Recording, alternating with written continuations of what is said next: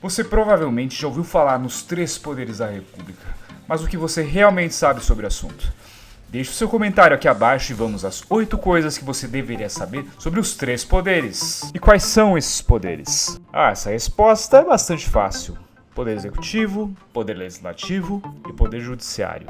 O Poder Executivo é chefiado pelos prefeitos nos municípios, pelos governadores nos estados e pelo Presidente da República na União. Já o Poder Legislativo é exercido pelos vereadores nos municípios, pelos deputados estaduais nos estados e na União, senadores e deputados federais exercem essa função.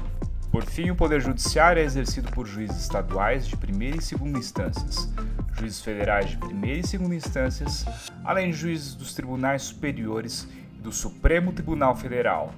E como vocês podem perceber, não existem juízes municipais. E a função do Poder Executivo qual é?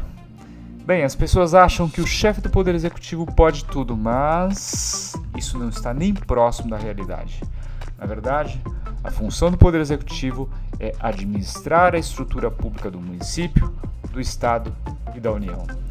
Isso envolve, por exemplo, a cobrança de impostos, o pagamento de funcionários de escolas e hospitais públicos e a execução de serviços e de obras de infraestrutura. Tudo que o Poder Executivo fizer ou deixar de fazer deverá ser em cumprimento a algum mandamento legal, ou seja, tudo deverá estar previsto em lei. E qual é a função do Poder Legislativo? Bem, o Poder Legislativo é aquele que, digamos, cria as regras do jogo democrático. Os legisladores, como o próprio nome denuncia, são as pessoas responsáveis por discutir e aprovar as leis, isto é, as normas que regerão as condutas dos cidadãos, das empresas, dos órgãos públicos, dos demais poderes e, é claro, de si próprios. E o Poder Judiciário que faz? O Judiciário é o poder responsável por decidir sobre as controvérsias existentes na sociedade. Ele só poderá agir se for chamado pelas partes interessadas, ou seja, o juiz, em tese, não age sem ser antes demandado por alguém. O juiz deve identificar a lei aplicável ao caso que lhe é apresentado, dar a interpretação cabível e determinar que a sua decisão seja cumprida. Isso tudo em tese, porque hoje em dia há a tendência de juízes extrapolarem as suas funções, encampando as atribuições do Executivo e do Legislativo. A isso se dá o nome de ativismo judicial. É possível que um poder exerça a função de outro poder? Sim, definitivamente, mas jamais da forma que se tem visto por aí. E veja lá, para que uma função atípica a um poder possa ser exercida, ela necessariamente deve estar prevista ou na Constituição Federal, ou na Constituição dos Estados, ou na Lei Orgânica dos Municípios. Por exemplo, em princípio, o Presidente da República não legisla. Contudo, sobre alguns assuntos normalmente relacionados à urgência na gestão pública, a Constituição Federal autoriza sim que o Presidente da República legisle, por meio de um veículo normativo chamado medida provisória. E outro exemplo bastante conhecido que eu posso lhes dar é a competência do Senado Federal para o julgamento do presidente nos casos de crime de responsabilidade, o conhecido impeachment. Afinal, por que é que existem os três poderes? Na história da humanidade, antes de haver a divisão do poder estatal em duas ou três partes, haviam estados absolutos, onde todo o poder estatal era concentrado em uma única pessoa, ou em uma família, ou em um conjunto de pessoas, no caso, uma oligarquia. Nos tempos atuais, a concentração do poder estatal é bastante incomum, exceto, é claro, em ditaduras, como aquela do Kim Jong-un, na Coreia do Norte, ou de Nicolás Maduro, aqui no vizinho, na Venezuela. Mas, enfim, vamos ao ponto. Em tese, novamente em tese, os três poderes foram desenhados com a finalidade de se autocontrolarem. Alguém aí já ouviu falar na teoria dos check and balances, ou, aportuguesando, a teoria dos pesos e contrapesos? Bom, resumidamente, cada um dos poderes teria as ferramentas necessárias para o controle do ímpeto dos demais. E qual dos poderes da República Brasileira é o mais poderoso? No mundo ideal, os poderes deveriam ser bastante equilibrados, com cada qual agindo dentro da sua competência e atribuição, mas na prática não é o que vemos atualmente. Hoje, sem sombra de dúvidas e com total convicção, eu posso cravar que o poder mais poderoso do Brasil é o Poder Judiciário, e especificamente o Supremo Tribunal Federal. Por que o STF é tão poderoso?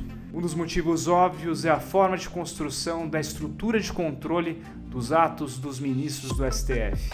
Na Constituição Federal Brasileira, só o Senado Federal tem o poder e o dever de processar e julgar os ministros do STF por eventuais crimes de responsabilidade. Mas acontece que esses mesmos senadores estão sujeitos a serem julgados pelos mesmos ministros do Supremo por eventuais crimes de que eles sejam acusados. Assim, um julgamento e um eventual impeachment de um ministro criminoso do STF só ocorreria num Brasil de contos de fadas, onde a maioria dos senadores não estivessem implicados ou suspeitos de terem cometido algum tipo de crime. Caso contrário, sempre haveria e há o risco de vingança por parte do ministro acusado ou por parte também dos seus coleguinhas de toga.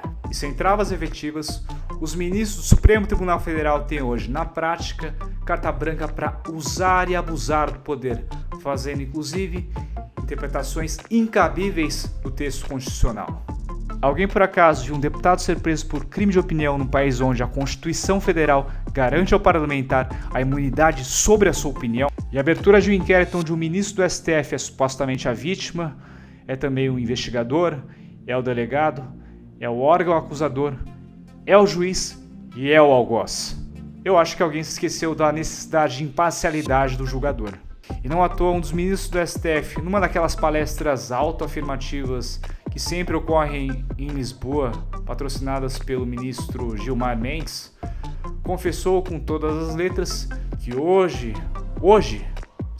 sem alterar nenhum termo da Constituição, nós já vivemos numa república semi-parlamentarista ou semi-presidencialista tupiniquim, onde tanto o poder executivo quanto o poder legislativo se sujeitam aos mandos e desmandos do poder judiciário, especificamente do STF, mas pode ser de um único ministro, por meio de um ato monocrático. O ministro que teve a coragem de cometer, digamos, esse ato falho foi o Dias Toffoli.